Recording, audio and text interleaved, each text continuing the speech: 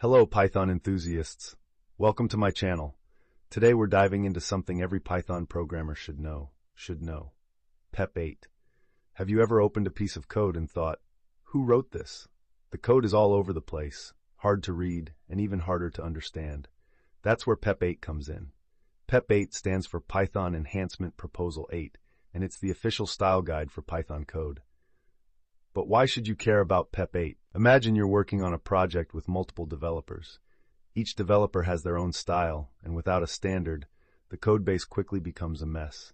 PEP 8 is here to save the day. It makes your code readable, maintainable, and professional. Readability.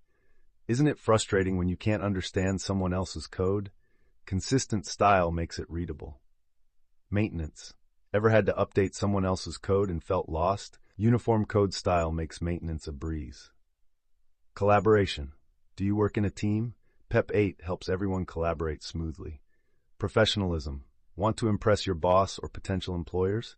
Following PEP 8 shows you write clean, professional code. Did you know PEP 8 is a hot topic in Python interviews? Yes, interviewers love to ask about it. Why? Because understanding and following PEP 8 shows you're serious about coding. Common topic. Ever been asked about coding standards in an interview? PEP 8 is often a key subject. Interview questions. Can you explain the purpose and benefits of PEP 8? Do you know specific guidelines? Be prepared. Coding tasks. Ever had a coding task in an interview? Interviewers might assess if you adhere to PEP 8 guidelines. So what are the key points of PEP 8? Here are the essentials every Python coder should know. I won't go into details now, but let's highlight them. Indentation. Can you imagine reading code with inconsistent indentation? Maximum line length. Do you find long lines of code hard to read? Limit them to 79 characters. Blank lines. Ever noticed how blank lines can make your code more readable? Imports. Do you keep your imports organized and at the top of your file? String quotes. Do you use single or double quotes consistently in your code? Whitespace in expressions and statements. How do you use whitespace to make your code more readable?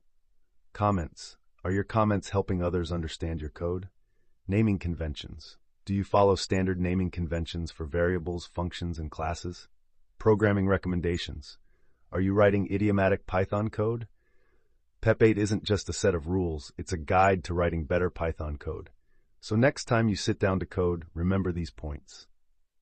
They'll make your life and the lives of your teammates so much easier. That's all for today.